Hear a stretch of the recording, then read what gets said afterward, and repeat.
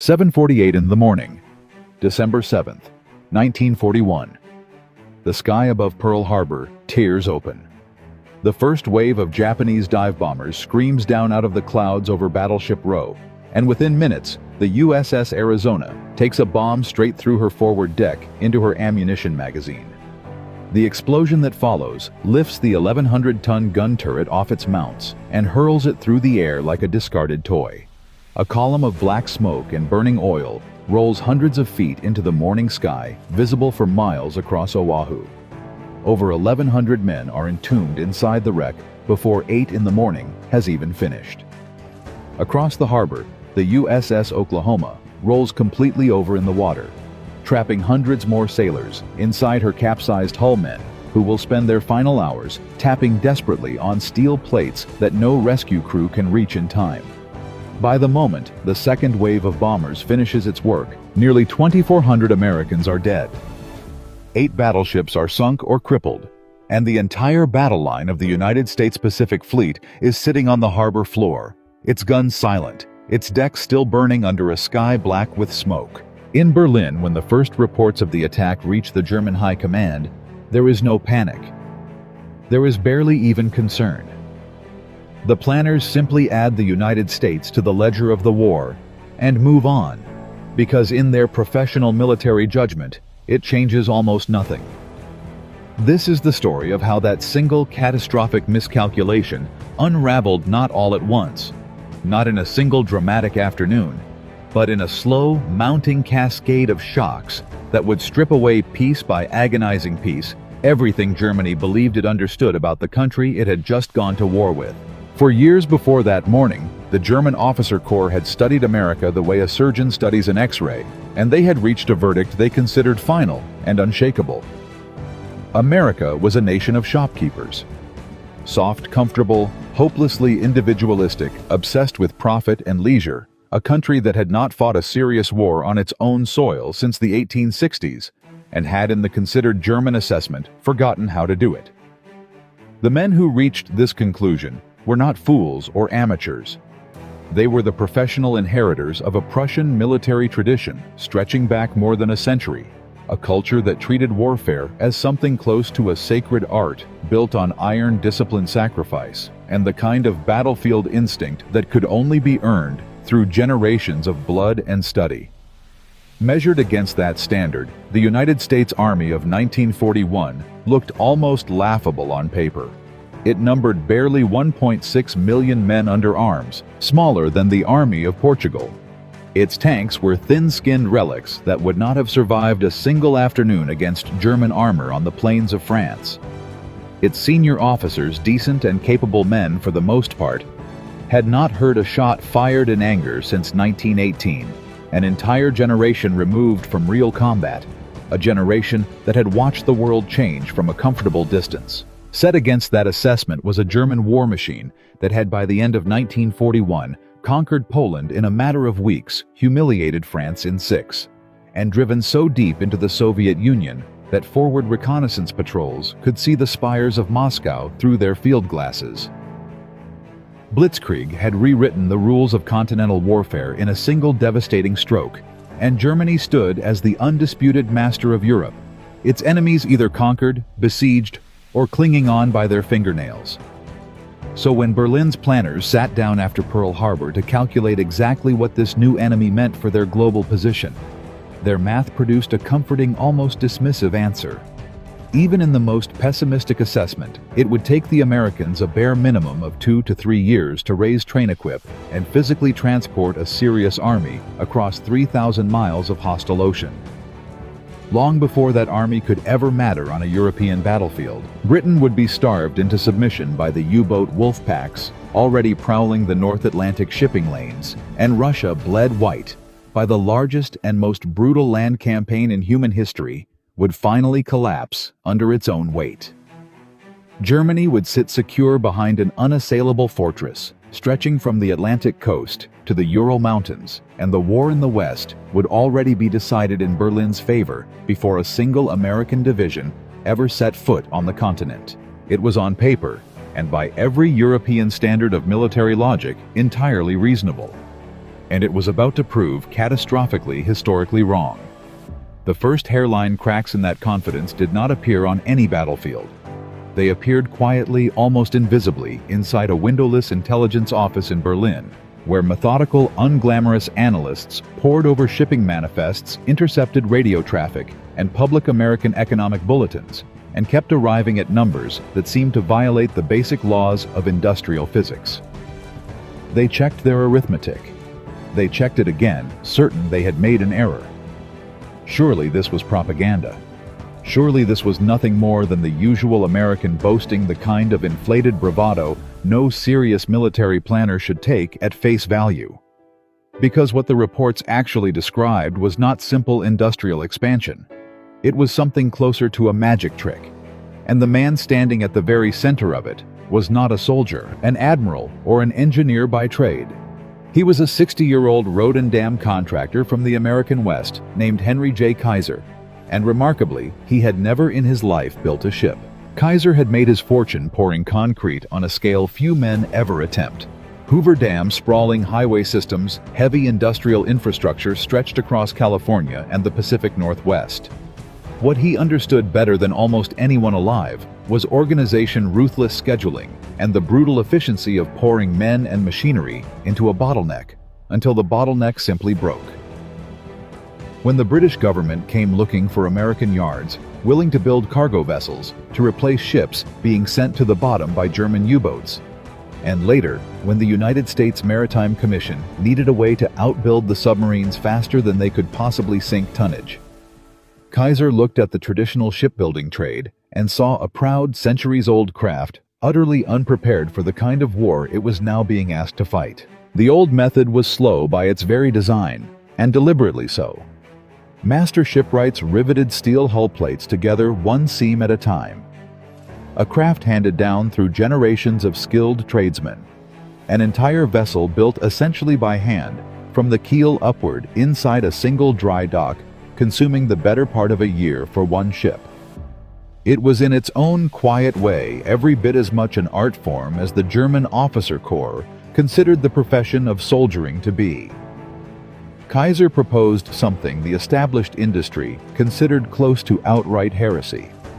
Instead of riveting seam by seam, weld them faster, requiring far less specialized apprenticeship and structurally sound if the work was done correctly. And instead of building an entire ship from scratch in one location, break the vessel into enormous prefabricated sections, cast and assembled in parallel at dozens of separate stations by workers who might have been welding pipe or pouring concrete foundations only 6 months earlier. Then lift the finished sections by traveling crane and stitch them together at the waterline, almost exactly like a child assembling a model kit snapped together from a box. Naval architects called the idea reckless. Traditional shipwrights called it an insult to a craft they had spent entire lifetimes mastering, and warned openly that welded hulls would split and sink in the first heavy Atlantic gale. The Navy's own Bureau of Ships was openly skeptical that unskilled labor women farmhands, factory workers with no maritime background whatsoever, many of them pulled straight off the unemployment lines of the Depression, could possibly be trained fast enough to matter in a war already well underway. Kaiser pushed forward regardless. He built entirely new shipyards out of bare coastal mudflats in Richmond, California, and Portland, Oregon, seemingly overnight, and he trained his workforce not as traditional shipwrights, but as narrow assembly line specialists, each person mastering one single repetitive task and performing it hour after hour, ship after ship, week after week. The design he ultimately settled on was a plain, blunt, slab-sided cargo vessel that the American press mockingly nicknamed the Ugly Duckling. History would remember it by a very different name, the Liberty Ship. The first ones laid down under intense wartime pressure in late 1941 and early 1942 still took months to complete a genuine improvement over the old year-long timeline, but nothing that would have frightened anyone in Berlin. Then, almost imperceptibly at first, the production curve began to bend. Workers who had been on the job for only 8 weeks were now completing their assigned tasks in a fraction of the time it had taken them on their very first ship. Kaiser's separate yards began openly competing against one another, yard against yard, shift against shift, in a fever of production that no European industrial planner would ever have believed remotely sustainable. 90 days became 60. 60 became 30. And then, in a deliberate publicity stunt engineered to prove a point to a skeptical public and an even more skeptical Congress, one of Kaiser's yards assembled an entire Liberty ship from the laying of the very first keel plate to the moment she slid down the ways and hit open water in 4 days, 15 hours, and 26 minutes. Her name was the SS Robert E. Peary, a vessel that under the old established method would have consumed the better part of a full year, built in less time than it takes to drive a truck across the North American continent. Behind every one of those staggering production numbers stood a workforce that Berlin's own social and military theories insisted should have been incapable of the task. American shipyards that had employed almost no women before the war were by 1943 staffed in significant part by women welders and riveters working full shifts alongside men twice their age, learning trades that had been closed to them only months earlier.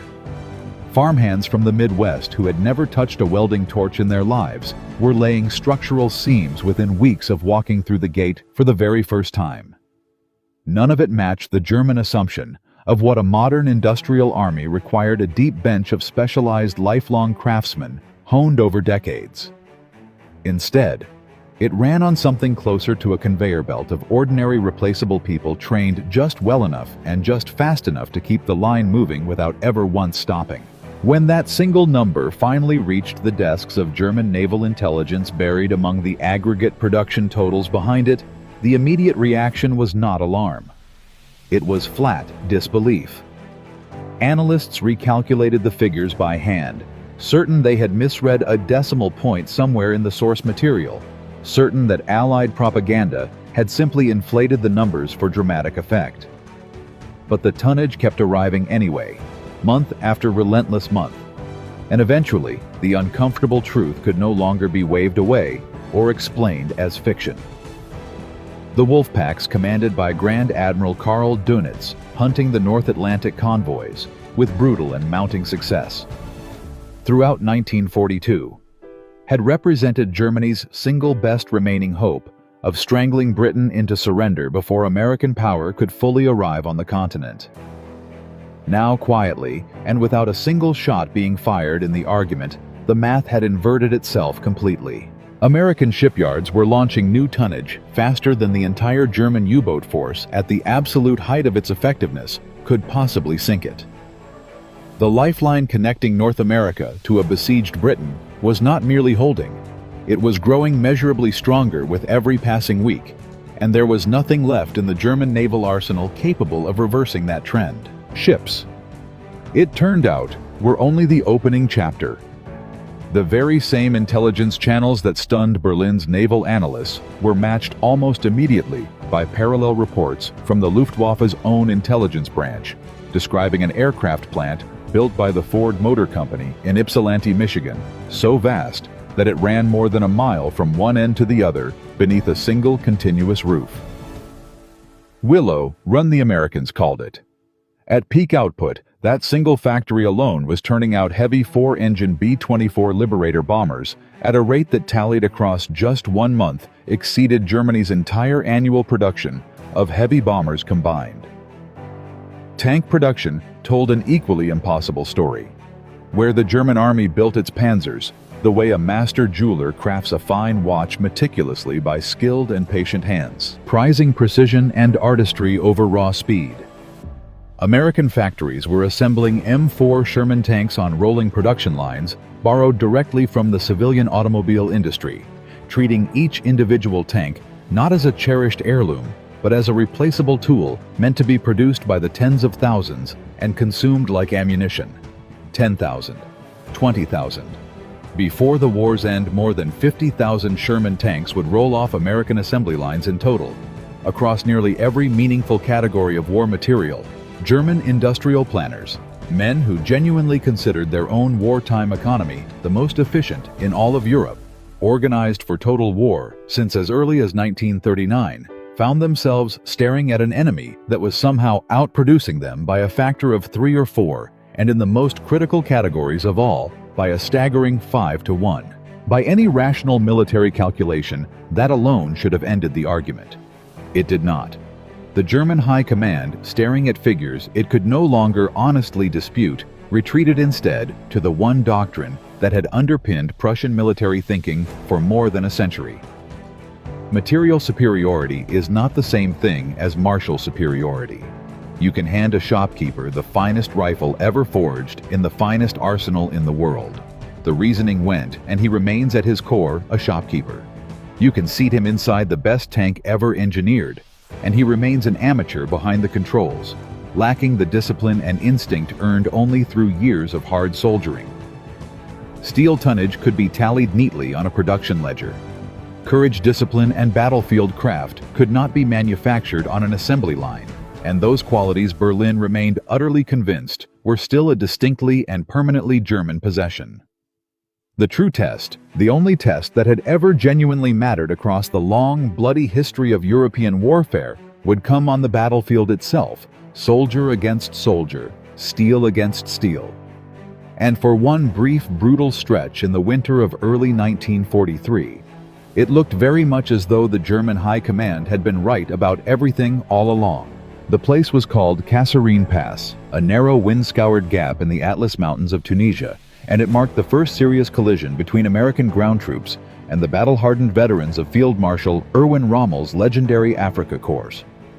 What followed there in February of 1943 was not a fair fight in any sense of the term. It was a rout. Green American units, many of them under real fire for the very first time in their lives, broke apart under the coordinated pressure of Rommel's armor and artillery. Command and control fractured badly along the entire line. Entire forward positions simply collapsed, and American soldiers fell back in open disorder, abandoning brand new tanks, trucks, half-tracks, and artillery pieces that Rommel's veterans would later pick over almost at their leisure. Here at last was the very enemy Berlin had been promised, clumsy, poorly led, unwilling, or simply unable to hold hard ground under real and sustained pressure. German soldiers freshly rotated in from the meat grinder of the Eastern Front men who had personally survived Stalingrad and the vast grinding armored slaughterhouses of the Russian steppe found this new American enemy almost pitiable by direct comparison. The Soviets, in the grim professional vocabulary of the German soldier, fought like fanatics, absorbing horrific and almost unimaginable losses, while simply continuing to advance in numbers that seemed to have no visible bottom. The Americans at Kasserine seemed cautious by contrast, hesitant, apparently lacking the raw will to truly close with the enemy and finish a fight to its bitter end. Rommel's own after-action assessment, sent back through channels to Berlin, only reinforced the growing sense of relief among the German High Command. He described American commanders as tactically inexperienced, prone to overextending their forward units, and slow to react once a battle turned against them. German war correspondents touring the captured ground at Kasserine in the days afterward photographed long undamaged rows of American half-tracks and trucks left behind entirely intact engines, still fueled radios, still working, simply abandoned in the retreat. To men who had spent the last 2 years watching German units grind themselves down to nothing for every mile gained on the Eastern Front, the sight was almost disorienting.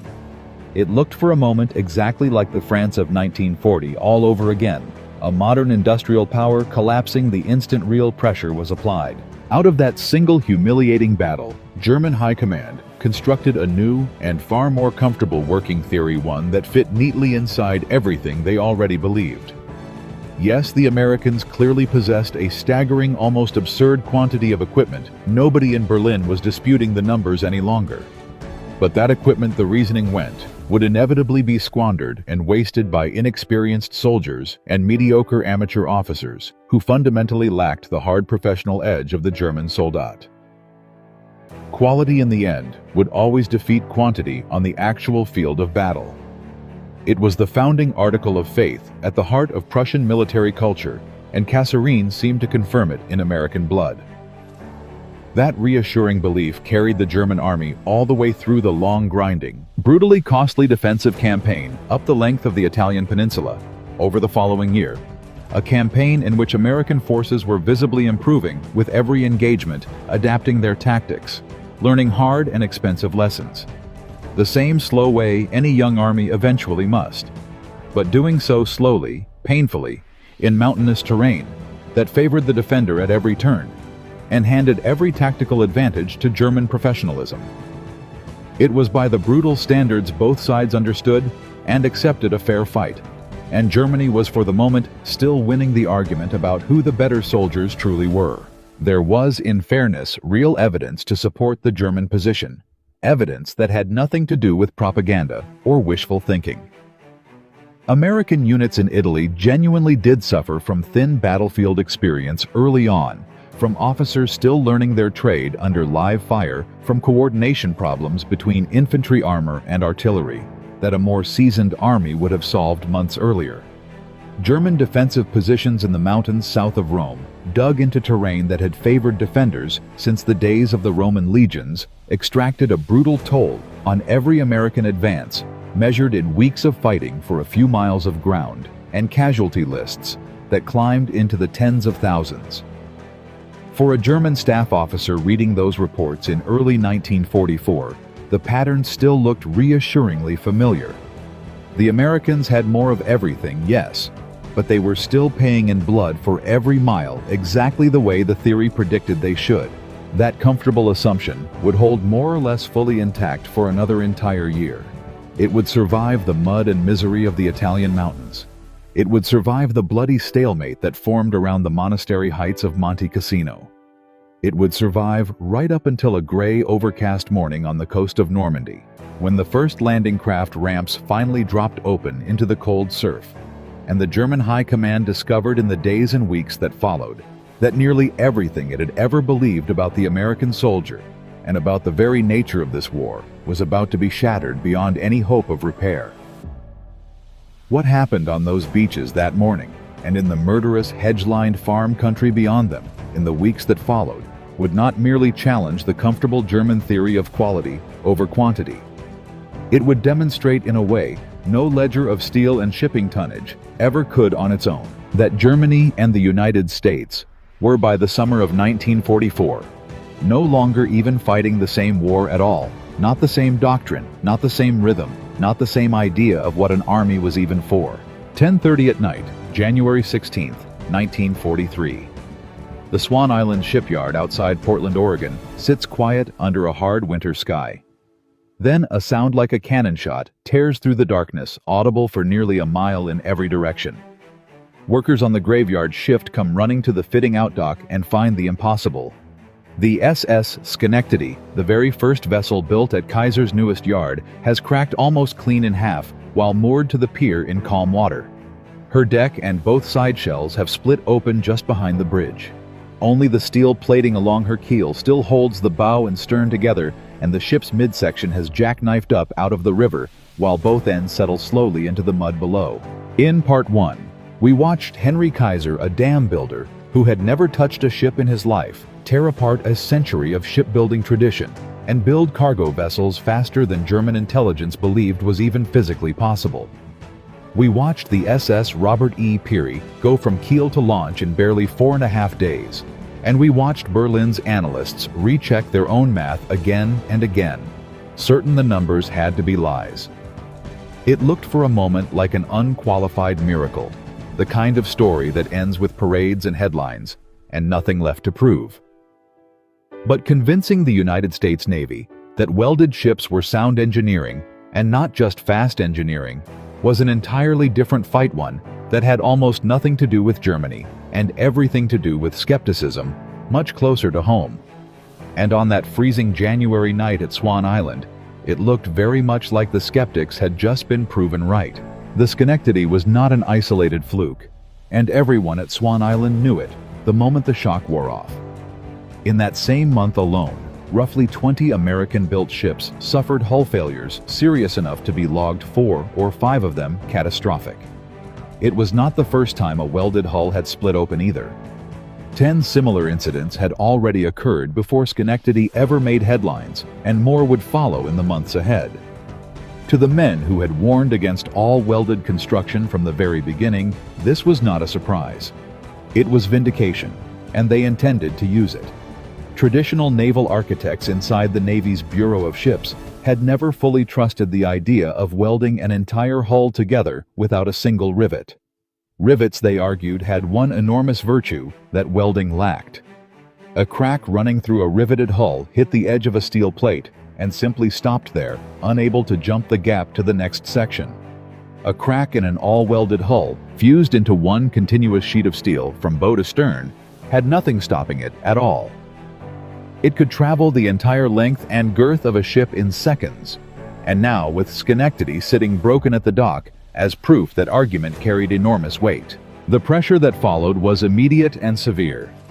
Engineers who had opposed the welding program from its earliest days argued forcefully through official channels and in Washington meetings that the only responsible course was to slow the entire shipbuilding program down, inspect every hull already in the water, and quietly begin shifting new construction back toward the older riveted methods that had never produced a single mid-ocean fracture like this one. Kaiser's own people found themselves fighting a battle on two fronts at once. On one side stood the Navy's Bureau of Ships, whose most senior naval architects had quietly predicted this exact outcome back when the all-welded design was first approved, and who now felt entirely vindicated in front of their superiors. On the other side stood the Maritime Commission itself, the very body that had bet the nation's entire wartime shipping strategy on Kaiser's methods, and now faced the prospect of explaining to Congress why ships built under its flagship program kept splitting open at the dock, a conversation no official in Washington wanted to have in the middle of a war. For an industry that had just spent a year proving it could build a ship in days instead of months, the idea of returning to the old timetable was close to catastrophic. Every week of delay meant fewer replacement ships reaching the North Atlantic convoys at the exact moment German U-boats were sinking merchant tonnage faster than at almost any other point in the war. The stakes were not abstract. They were measured in convoys, in cargo holds full of fuel and food and ammunition, and in the men crewing every one of those ships.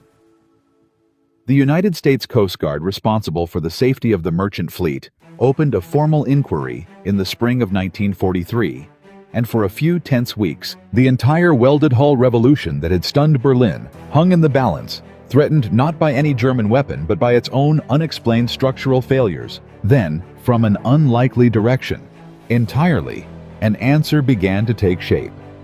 Her name was Constance Tipper, a metallurgist at the University of Cambridge in England, and at the time, the first woman ever appointed to a full-time engineering faculty position, there in a field where she was routinely the only woman in any room she entered.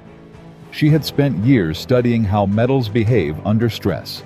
Quiet, painstaking laboratory work that had earned her real respect among a small circle of specialists, but very little attention from the naval engineers, now scrambling in Washington and London to explain why perfectly welded ships kept splitting open in perfectly calm water. When British investigators working through the Ministry of War Transport brought her into the effort and gave her a decommissioned merchant ship called the Empire Duke to study in detail. Most of the men running the American side of the investigation had never even heard her name, let alone considered that the answer to a naval engineering crisis might come from a Cambridge laboratory rather than a shipyard. Tipper's instinct ran directly against the prevailing theory. Nearly everyone else assumed the fault lay with the welding itself. Sloppy joints laid down by wartime workers who had been welding pipe or building furniture 18 months earlier and were now assembling ocean-going ships. Tipper suspected something else entirely, something buried inside the steel itself rather than in the seams holding it together. She began cutting notched steel samples straight from the hulls of failed ships and chilling them to a range of different temperatures, then striking each one to see exactly how it broke. What she found solved the entire mystery in a single stroke. Below a specific measurable temperature, the very same steel that bent and stretched safely at room temperature turned suddenly catastrophically brittle, failing not gradually, but instantly, the way a pane of glass shatters instead of bending. Above that threshold, the steel behaved exactly the way engineers expected steel to behave. Below it, without warning, it simply gave way. It was in its own quiet laboratory way, every bit as radical an idea as Kaiser's welding program had been 18 months earlier, and just as unwelcome to the engineers who had already decided they knew the answer and briefed their superiors accordingly. Tipper was effectively telling the United States Navy and the Maritime Commission that the problem was not sloppy welding, not inexperienced labor, and not the wartime rush to build ships fast. Three explanations that fit neatly with everything the establishment already believed about hurried, unskilled wartime shipbuilding. The problem was the steel specification itself, a specification that had never been tested at the punishing temperatures of the North Atlantic and Alaskan waters, where so many of the failures were occurring. If she was right, no amount of slower, more careful riveted construction would have prevented a single one of these fractures, because riveted ships built from the same steel would eventually have failed too, just less catastrophically, since a crack in a riveted hull could only travel as far as the nearest seam. Proving it meant staging an official controlled demonstration one with real stakes attached. If Tipper's transition theory held up under direct scientific scrutiny in front of the same skeptical Navy engineers who had spent weeks blaming the welders, the entire program could be saved with fixes that took weeks rather than years. If it failed, if her chilled steel samples behaved unpredictably, or her results couldn't be replicated on demand, the case for reverting to slow, riveted construction would become almost impossible to argue against. And the shipbuilding miracle that had so thoroughly shaken German confidence risked being dismantled by its own government before a single U-boat ever sank another Liberty ship. The demonstration took place in the cold, unglamorous setting of a metallurgical testing laboratory, not a shipyard, with steel samples cut directly from the wreckage of failed hulls laid out under raw electric light. Navy engineers, who had opposed the welding program from the start, stood watching with their arms folded, waiting for the theory to collapse the way they expected it would. There was no grand audience, no press, no ceremony of any kind. Just a handful of skeptical men in overcoats standing around a bench, and everyone in that room understood exactly how much rode on the next hour. Tipper's samples were lowered into chilled baths, brought down step by step toward the freezing temperatures ships crossed through on winter Atlantic convoys and Alaskan supply runs. Each specimen was then struck under identical, carefully measured force, the same test repeated again and again with mechanical patience, while the temperature ticked steadily downward. At room temperature, the steel bent, stretched, and absorbed the blow exactly the way any decent structural steel should.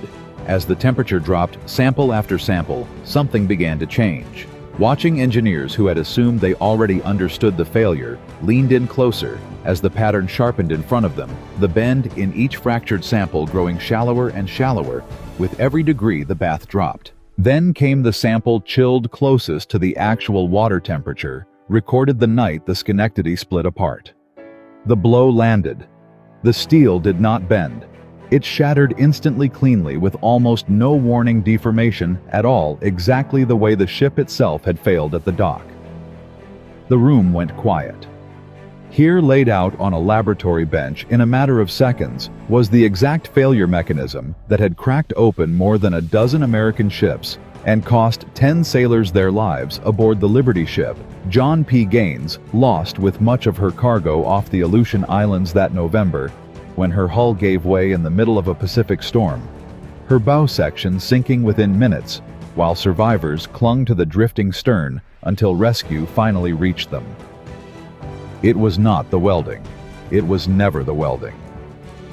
Engineers who had spent weeks certain the fault lay with hurried, undertrained welders now watched a piece of properly welded, properly inspected steel fail anyway, simply because nobody had ever tested how that steel behaved once the temperature dropped far enough. The reaction moved fast, from open skepticism to stunned silence, to something close to relief within the space of a single afternoon.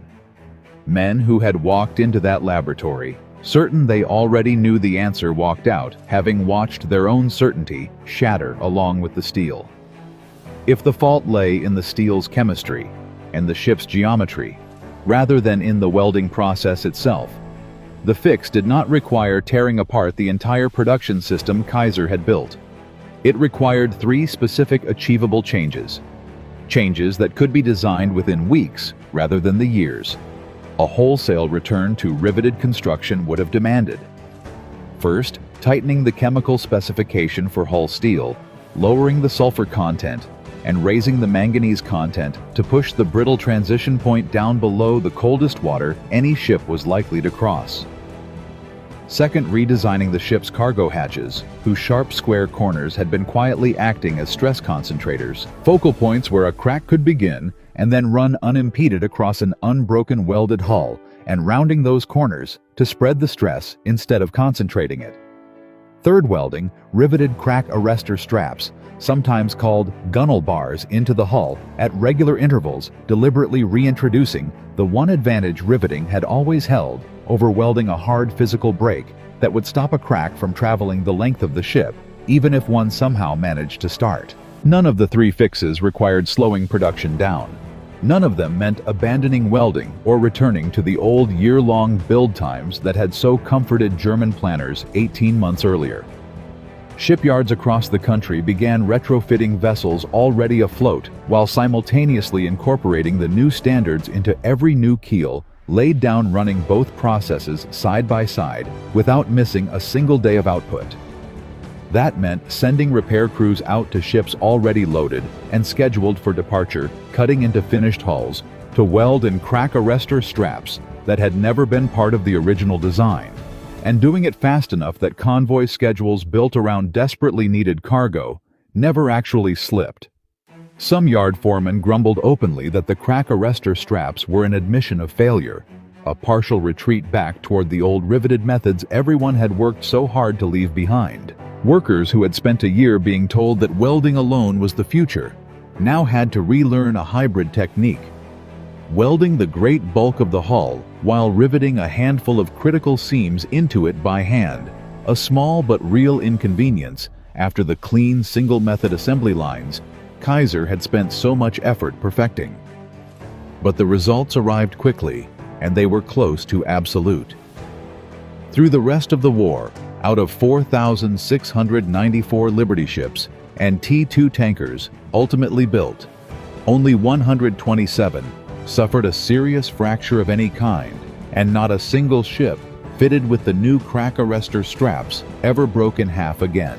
Kaiser's yards and the 17 others building Liberty ships across the country kept climbing toward a new peak, launching as many as 3 completed ships a day. By the summer of 1943, each one now built to a standard that had been tested, chilled, shattered, and rebuilt in a laboratory rather than merely assumed. The overall pace of the program never faltered.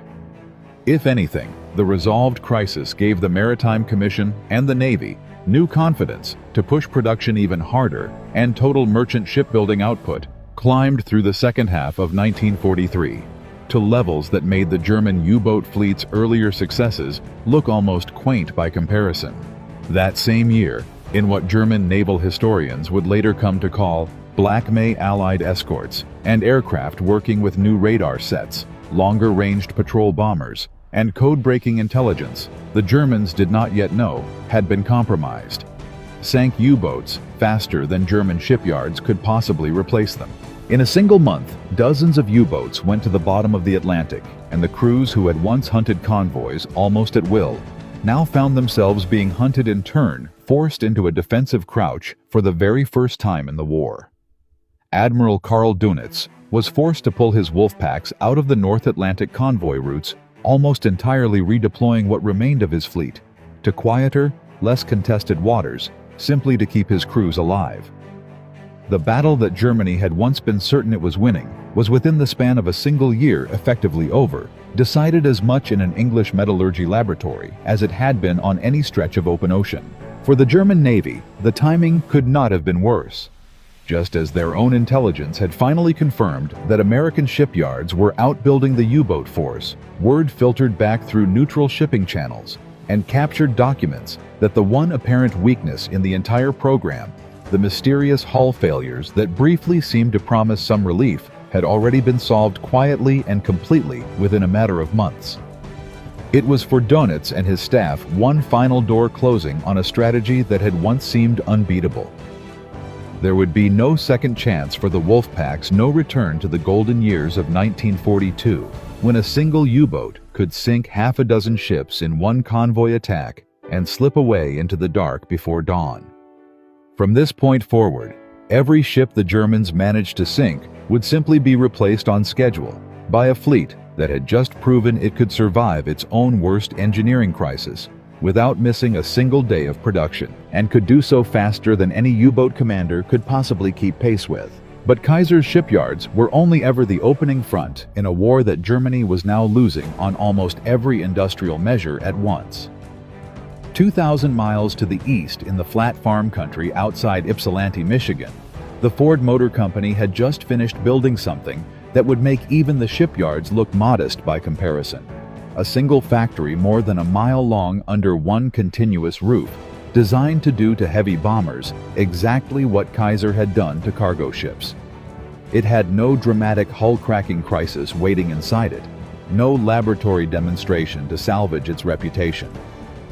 What it had instead was a production target so far beyond anything German industry considered achievable that when the first reports of what was happening inside that building reached the Luftwaffe's own intelligence service, the German High Command would discover that the sky itself was about to become the next impossible number they simply could not make add up. February 20th, 1944. Dawn over eastern England. Over 1,000 American bombers lift off the runways in a single-wave engines, shaking the frost off nearby hedgerows, their formations stretching for more than 100 miles across the sky, escorted by nearly 700 fighters. 12 separate targets across Germany wait beneath the clouds' aircraft factories. The Luftwaffe cannot afford to lose and cannot afford to leave undefended. By nightfall, 127 German fighters have been shot down in a single day, and the Luftwaffe has just absorbed the opening blow of a battle that will break it for good, though almost nobody flying that first mission yet understands the scale of what has just begun. In parts 1 and 2, we watched Henry Kaiser's welded Liberty ships shock German naval intelligence, survive a near-catastrophic brittle fracture crisis that nearly ended the entire welding revolution before it could win the war, and go on to help defeat the U-boat fleet outright in the North Atlantic. But shipping was only ever the first front. By late 1943, word had reached Berlin of an entirely different American miracle taking shape in the American Midwest. A single Ford Motor Company factory outside Ypsilanti, Michigan, more than a mile long under one continuous roof, built to mass-produce heavy 4-engine B-24 Liberator bombers, the same way Kaiser had mass-produced ships on the Pacific coast. German analysts, who had already spent 2 years revising their estimate of American industrial capacity upward again and again, now faced a new and even more alarming number rising out of a cornfield in Michigan. And this time, the crisis would not be settled quietly in a laboratory, with a handful of engineers watching chilled steel samples shatter under controlled conditions. It would be settled in the open sky over the heart of the Reich itself, with thousands of lives on both sides riding on the outcome. German intelligence had followed the construction of Willow Run for over a year, with a mixture of disbelief and contempt, much the same reaction Berlin had produced when Kaiser's first shipyards broke ground 18 months earlier. Hitler himself was known to dismiss the United States as a nation obsessed with little more than beauty contests, celebrity and empty spectacle, a country he considered fundamentally incapable of the kind of disciplined industrial mobilization Germany had achieved through years of rearmament and total war planning. That assessment made the early reports out of Michigan strangely reassuring at first. Willow Run's production in all of 1942 amounted to a mere 56 aircraft, a number so low that American newspapers themselves began mocking the plant as "Will it run?" And Berlin's analysts filed the story away as further proof that Ford's automotive methods simply could not be translated to something as complex as a heavy bomber. For a few months, it looked as though the shopkeeper nation had finally overreached, promising far more than any factory, however large, could realistically deliver in wartime. Then through 1943, the numbers began climbing in a way that echoed exactly what German analysts had already lived through once with Kaiser's shipyards, a pattern of early ridicule, followed by rapid, almost unbelievable acceleration. 37 aircraft in January, 70 in February, 96 in March, 146 in April. By November 3, 1943, Willow Run had rolled its 1,000th Liberator off the line, an internal celebration marked with modest fanfare on the factory floor itself, and Luftwaffe intelligence forced once again to revise an estimate. It had confidently dismissed, only a year earlier began reporting a new and deeply unwelcome pattern.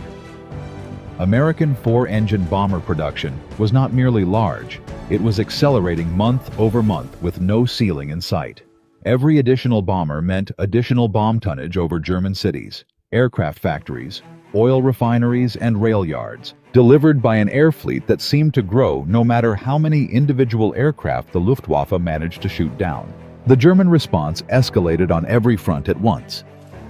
Fighter squadrons defending the Reich were pulled back from other theaters and concentrated over German airspace itself, a defensive posture that would have been unthinkable to the confident Luftwaffe of 1941, when German fighters had gone hunting far beyond their own borders rather than waiting at home to be attacked. Anti-aircraft batteries multiplied around every major industrial city, eventually consuming an enormous share of German artillery production, along with hundreds of thousands of soldiers who might otherwise have been fighting in Russia or Italy, that could otherwise have gone to the army fighting on other fronts. German fighter pilots developed new tactics, specifically to break up American bomber formations flying head-on attacks through the densest part of the box formation, where a Liberator's defensive guns had the narrowest field of fire, and arming their fighters with heavier cannon and underwing rocket tubes capable of downing a four-engine bomber in a single accurate burst from outside the range of the bomber's own machine guns. Through the second half of 1943, these tactics worked, and worked badly for the Americans. American bomber losses on deep penetration daylight raids climbed to levels that appalled 8th Air Force planners' entire groups, returning from missions with a third of their aircraft simply missing. And for a stretch of months, it looked as though German airspace, however, outnumbered its defenders, or on paper, remained simply too dangerous to cross, without annihilating the very bomber crews meant to win the war from the air. But that crisis over the skies of Germany was not the only one closing in on the American bomber program that year. Back in Michigan, an entirely different threat had emerged, one with no German fingerprints on it at all. Willow Run's early struggles had never fully gone away, and by February 1943, they had become a national political problem. A special Senate committee, chaired by a then relatively obscure senator from Missouri named Harry Truman, arrived in Detroit charged with rooting out waste and mismanagement in the wartime defense industry, and Willow Run, with its enormous budget and its embarrassing early output, sat squarely in the committee's sights. Newspapers had already spent months mocking the plant, and the nickname stuck hard enough that Ford executives reportedly winced every time they heard it repeated back to them in Washington hearing rooms. Rumors circulated in the Capitol that the government might simply nationalize the factory and take it out of Ford's hands entirely, a prospect that would have been a profound public humiliation for one of the most famous industrialists in the country. Inside the plant itself, engineers were fighting a problem that had nothing to do with sabotage or incompetence, and everything to do with a partner 3,000 miles away. Consolidated Aircraft, the original designer of the B-24, kept revising the bomber's design almost daily, even as Ford's engineers tried to convert those changes into tooling for a mile-long assembly line built for standardized unchanging parts. 200 Ford engineers worked around the clock in rotating shifts just to keep the drawings current, and still 10,000 of the plant's first 30,000 engineering drawings were obsolete before they ever reached the factory floor. Some of the same commanders flying the bomber openly preferred its rival, the B-17, whose crews reportedly joked bitterly that when squadrons of fortresses went out, most came home. But when squadrons of liberators went out, too many did not. A comparison that made its way back to Washington and did nothing to help Willow Run's case. For a tense stretch of early 1943, with Truman's investigators combing through the plant's books and the press openly asking whether the entire experiment had been a mistake, it was genuinely unclear whether Willow Run would survive as a functioning bomber program at all, let alone become the industrial weapon German intelligence had begun to fear. Truman's committee, to its own surprise, ultimately concluded that the chaos was not Ford's fault, that Consolidated's constant meddling with the design was the true source of the delays, and recommended handing full day-to-day authority to a single plant manager instead of two competing companies fighting over the same assembly line. From that point forward, production did not merely recover.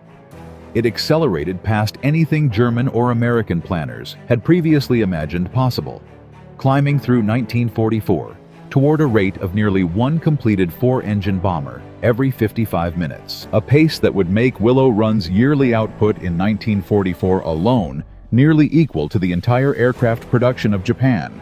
That flood of bombers, joined by the parallel flood coming out of Boeing's B-17 lines, gave American air commanders a weapon they had never possessed before enough aircraft to treat losses as an acceptable cost of doing business, rather than a crippling blow. And in February of 1944, they decided to spend that surplus deliberately in a 6-day campaign that history would remember as Big Week. The plan was simple and brutal. Send overwhelming numbers of heavy bombers deep into Germany to strike the aircraft factories, building the Luftwaffe's fighters, and let the fighters that rose to defend those factories be destroyed by a new escort no German pilot had faced before. Bombs would fall. That was expected. What mattered more was what came up to stop them. On the morning of February 20th, more than 1,000 American bombers took off from bases across England. Engines roared. Runways emptied one aircraft at a time until the sky itself seemed full. Nearly 700 fighters went with them, including the first large-scale deployment of the P-51 Mustang, fitted with disposable drop tanks, a fighter with the range to escort bombers not partway to the target and back, but the entire distance deep into German airspace and out again. German controllers scrambled everything they had. Formations collided in the winter sky over a dozen separate industrial cities. Guns hammered, fighters burned and spun down trailing smoke. 12 targets were struck in a single day. 21 American aircraft were lost. 127 German fighters went down in return, a ratio German air planners had never before had to absorb. The raids did not stop. Day after day, through February 21st, 22nd and 24th, weather permitting, the bombers went out again. Crews who had flown one mission climbed back into cold cockpits the next morning and did it again. 861 American bombers struck the Luftwaffe Production Center at Brunswick. Nearly 900 more hit Schweinfurt's ball-bearing plants and aircraft factories at Regensburg targets, chosen precisely because German fighters could not afford to ignore them and would be forced up into the waiting Mustangs. Bad weather grounded the campaign for a day on February 23rd, giving exhausted ground crews a chance to repair damaged aircraft and rearm the ones still flying ammunition belts refilled by hand bullet holes patched overnight, so the same airframes could fly again at dawn. On the final day, February 25th, 754 heavy bombers struck Regensburg, Augsburg, Stuttgart, and Fürth simultaneously, while RAF Bomber Command sent almost 600 more against Augsburg by night, destroying roughly 60% of that industrial city in a single raid. 10,000 tons of bombs fell on German aircraft production in a single week, more than the entire Luftwaffe had dropped on London during the worst months of the Blitz.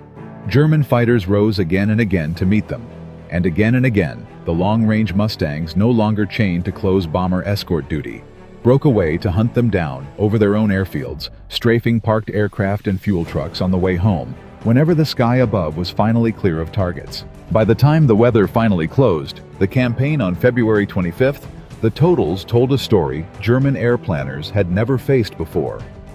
Allied aircraft flew some 3,300 bomber sorties across the week. Total bomber losses on both sides of the Atlantic operation came to roughly 226 aircraft, a number that looked severe in isolation, but represented a small fraction of the force sent, made survivable precisely because there were so many more bombers waiting behind them. More Liberators rolling off the Willow Run line every 55 minutes to replace whatever the Luftwaffe managed to bring down. German losses told the opposite story. Close to 290 German fighters were destroyed outright, with another 90 damaged, and buried inside that number was something far more dangerous to the Luftwaffe than any airframe. 17 to 18% of Germany's entire fighter pilot corps for the month of February alone. Disproportionately, its most experienced veterans. The men whose skill could not simply be replaced by another 18-year-old rushed through a shortened training course in a fraction of the hours his predecessors had once received. German fighter factories dispersed into forests and underground caverns, and rebuilt with remarkable speed, would actually keep producing more airframes through the rest of 1944 than they had before Big Week began, a genuinely impressive feat of wartime improvisation under constant bombardment. But airframes without trained pilots to fly them were simply targets waiting on the ground. And the pilot losses of February and March, running near 20% of the force month after month, were losses the Luftwaffe never recovered from for the remainder of the war. The ripple effects reached every corner of the air war within weeks. On March 4, 1944, American Mustangs escorted bombers all the way to Berlin. For the first time, a mission German fighter pilots watched with something close to dread, since a fighter capable of reaching Berlin and returning meant there was effectively nowhere left in the Reich the Luftwaffe could consider safe airspace. That first Berlin raid alone cost the Americans 69 bombers, but it cost the Luftwaffe 160 aircraft. In return, a trade German fighter command simply could not sustain month after month. Bomber crews who had spent the second half of 1943 watching their own loss rates climb toward unsustainable levels now flew missions with fighter cover the entire distance, and daylight loss rates on major raids began falling steadily through the spring of 1944.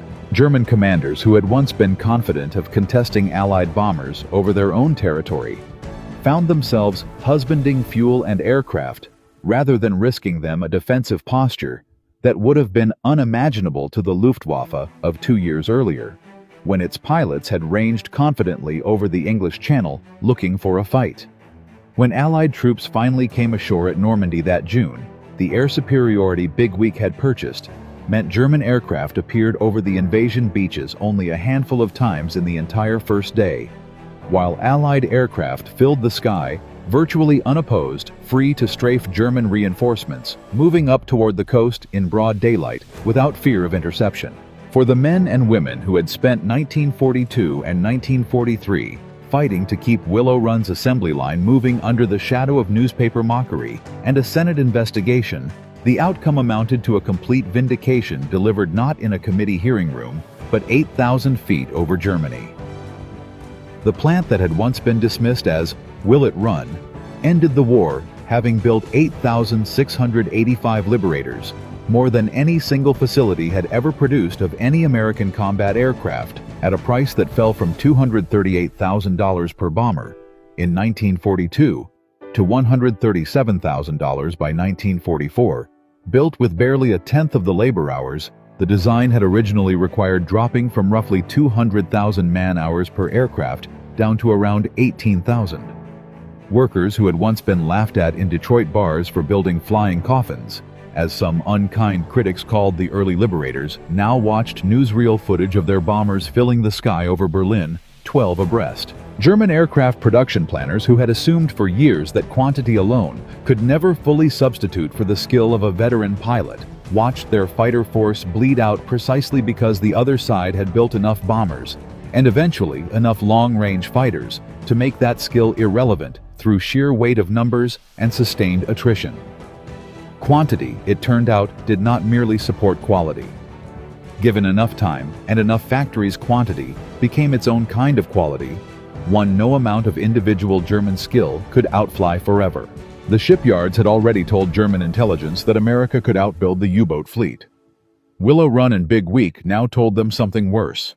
America could outbuild the Luftwaffe too, replace every bomber it lost within weeks, and grind down an air force built on individual pilot excellence, until excellence itself no longer mattered against sheer sustained relentless weight of numbers.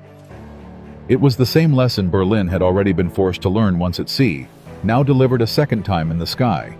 And it would not be the last time that year German planners would be forced to sit down and revise a confident pre-war assumption into something closer to despair.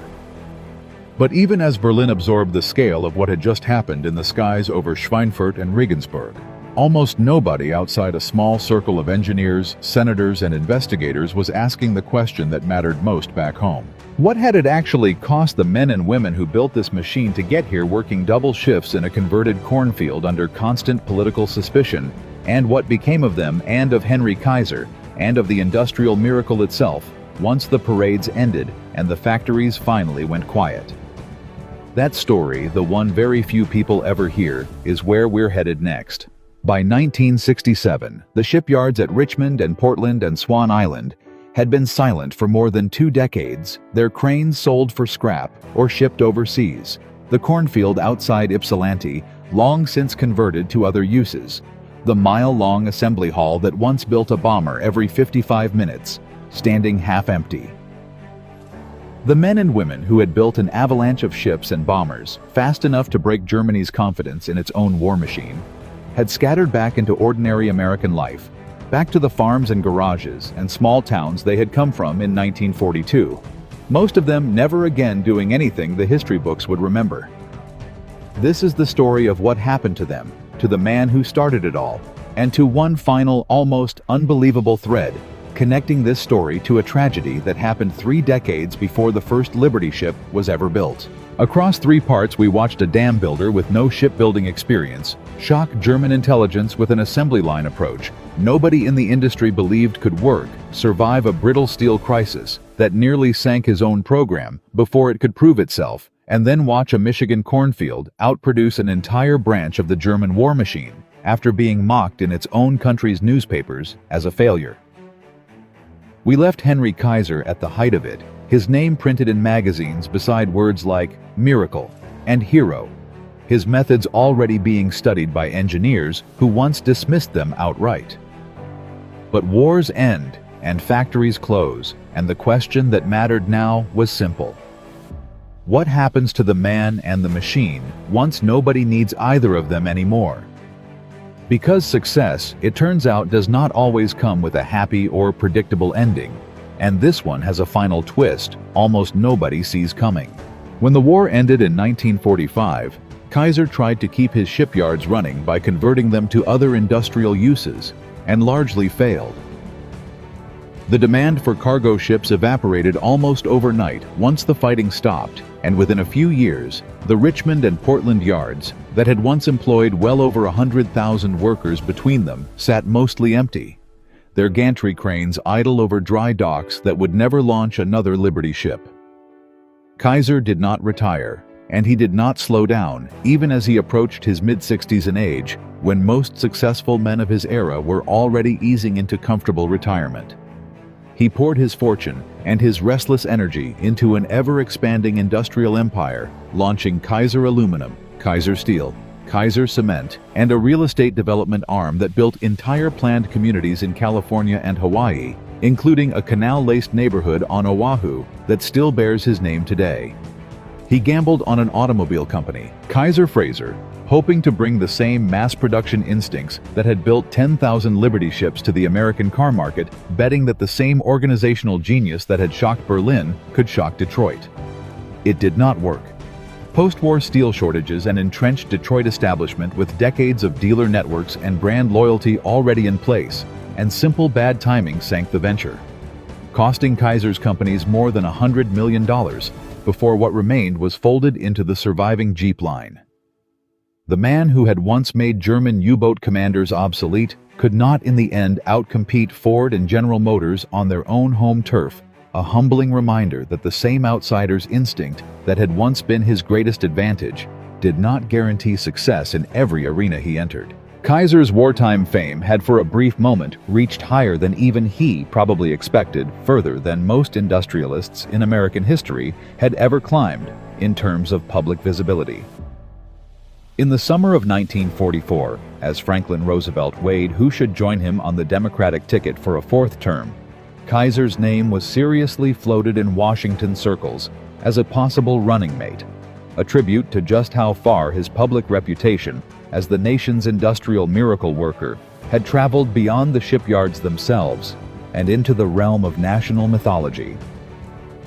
Roosevelt ultimately chose a different man for that ticket, a comparatively obscure senator from Missouri named Harry Truman, the very same senator whose special committee had descended on Willow Run in February 1943, threatening to nationalize the plant out of Ford's hands entirely.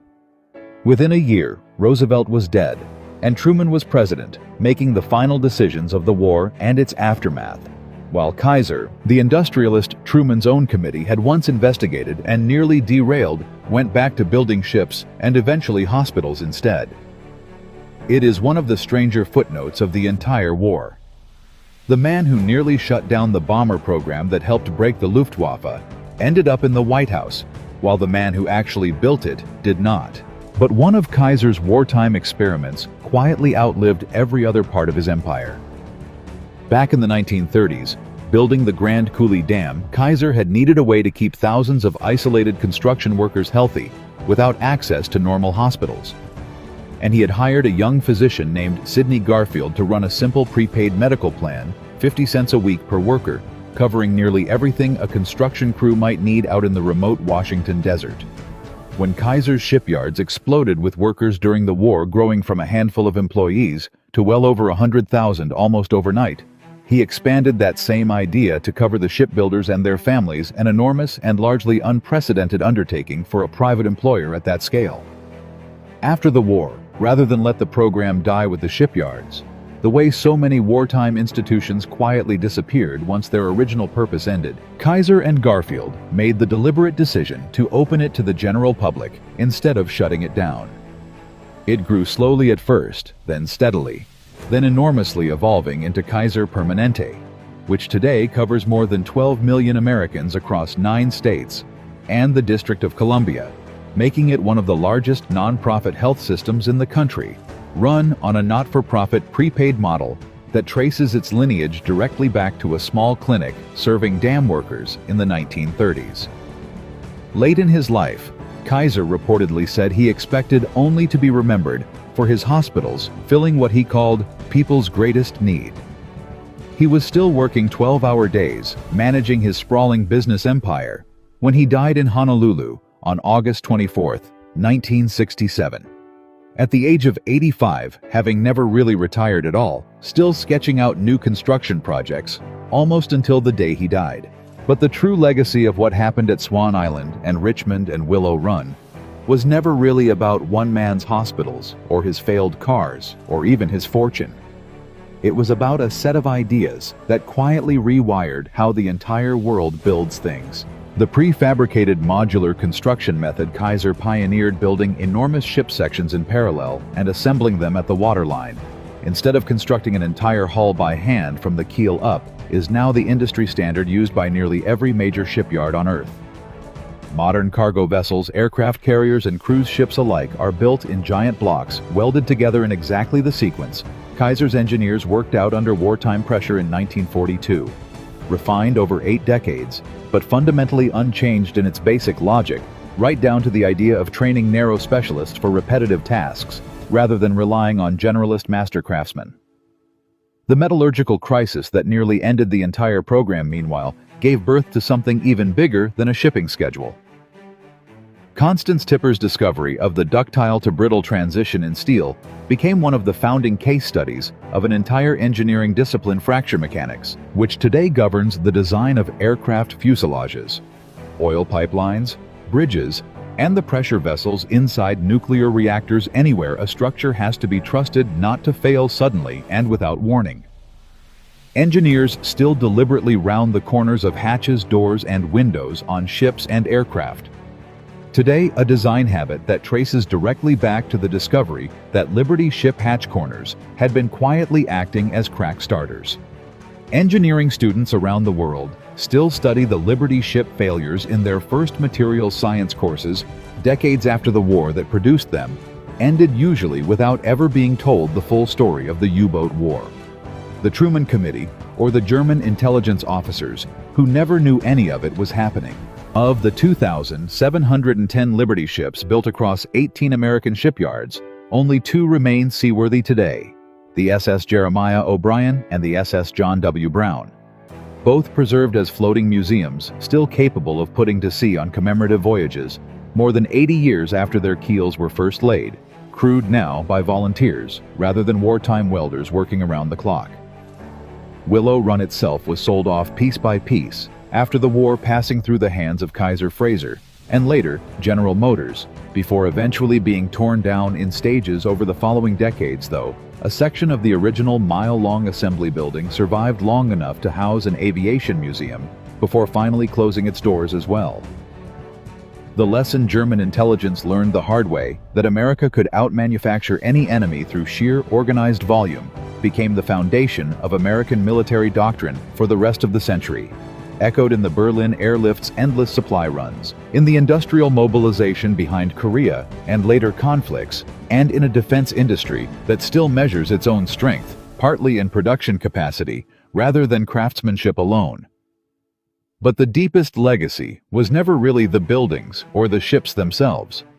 It was the demonstrated principle, proven under the worst possible pressure, with lives and an entire war hanging on the outcome, that ordinary people trained quickly and organized well could outproduce the most skilled specialists in the world if given the right system to work inside. That, in the end, is the real lesson buried underneath all the tonnage figures and production statistics, and it is worth sitting with for a moment before we close this story out.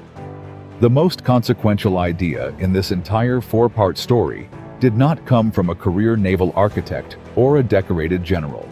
It came from a road and dam contractor who had never built a ship validated by a metallurgist, who was at the time the only woman on the engineering faculty at Cambridge, working through a theory that every senior naval architect in 2 countries had initially dismissed out of hand. Kaiser's outsider status was not an obstacle he overcame. It was the very thing that let him see the shipbuilding industry's century of tradition as a set of assumptions rather than laws of physics assumptions. A newcomer with no stake in the old way of doing things had no reason to respect and every reason to question. Tipper's outsider status worked the same way. She was not invested in the theory that blamed rushed wartime welders for the fractures because she had never been part of the institutional culture that produced that theory in the first place.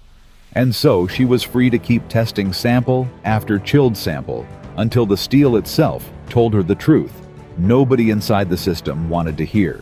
This was far from the only piece of wartime innovation that faced exactly this pattern of ridicule, followed by vindication. The proximity fuse, a tiny radio transmitter packed into an artillery shell that could sense when it was near a target and detonate automatically, instead of relying on a timed fuse, and a lucky guess was dismissed by several ordnance officers as an impossible fantasy. The kind of gadget that belonged in a pulp science fiction magazine rather than a real artillery shell, before it went on to make Allied anti-aircraft fire dramatically more lethal in the war's final years, particularly against the kamikaze attacks in the Pacific. The cavity magnetron, the small British invention that made modern radar possible and helped win the Battle of the Atlantic in its own right, was so unimpressive to look at a simple hunk of machined copper, small enough to hold in one hand, that early skeptics assumed it could not possibly outperform the room-sized radar systems already in service, systems built by engineers with decades of specialized experience. The magnetron's inventors simply did not have. In every one of these cases, the pattern repeats with almost mechanical regularity. An idea arrives from somewhere unexpected, is mocked or dismissed by the people whose careers and reputations depend on the old way of doing things, and eventually proves itself not through argument or persuasion, but through cold, undeniable results that no amount of institutional skepticism can talk away. That pattern has never really gone away. It shows up today every time a small startup out-innovates an established industry giant that had every structural advantage on paper. Every time a junior engineer's idea gets dismissed in a meeting, only to prove itself months later, once someone finally bothers to test it properly. Every time an institution has to decide whether its own accumulated expertise is a genuine asset, or simply an expensive, comfortable form of inertia dressed up as caution. The specific technologies change from decade to decade, from welded steel to silicon to whatever comes next. The underlying human dynamic expertise, resisting disruption until the results become impossible to ignore, does not change nearly as much as anyone in a position of expertise would like to believe. And there is one last detail in this story, one that connects it to something far outside the Second World War entirely, that almost nobody watching this knows. When Constance Tipper finally proved that Liberty ship steel turned catastrophically brittle in cold water, she was not just solving a wartime engineering crisis on a tight deadline. She was, without anyone quite realizing it at the time, providing the first scientific framework that could finally explain a maritime disaster that had happened 30 years earlier, and puzzled engineers and armchair investigators alike ever since. Decades later, in the 1990s, metallurgists studying steel plates recovered from the wreck of the RMS Titanic ran the exact same kind of tests Tipper had pioneered on Liberty ship hulls half a century before, chilling notched samples in cold baths and striking them under controlled force to measure exactly when the steel stopped bending and started shattering outright. What they found was a steel with an unusually high sulfur content and a low manganese ratio, nearly identical in its underlying flaw to the steel that had cracked open the Schenectady at a quiet Oregon dock in 1943, and a ductile to brittle transition temperature far above the near-freezing water the Titanic struck on the night of April 14, 1912. The same failure mechanism that had nearly ended Henry Kaiser's shipbuilding revolution before it could win a war had already, without anyone understanding why at the time, doomed the most famous ship in history 3 decades earlier. It took a wartime crisis in a Michigan and Oregon shipyard, and one overlooked scientist at Cambridge chilling scraps of steel in a laboratory bath to finally explain what had actually happened in those freezing North Atlantic waters back in 1912. An answer that arrived roughly 80 years after the question was first asked. So this is the story of how a nation of shopkeepers, farmers, welders, and dam builders, dismissed by the most respected military minds in the world as fundamentally incapable of real industrial warfare, built the ships, the bombers, and the sheer overwhelming weight of material that broke that assessment beyond repair. It is the story of a Liberty ship cracking apart at a dock in the middle of the night of a Cambridge metallurgist nobody expected to matter, of a Michigan cornfield mocked in the press as "Will it run?" and of a single week over Germany in February of 1944 that finally answered once and for all the question the German High Command had been avoiding since December of 1941. Kaiser built nearly 1,500 ships in total, across all of his yards of every type and class combined. Willow Run alone built 8,685 heavy bombers, more than any single aircraft plant in American history.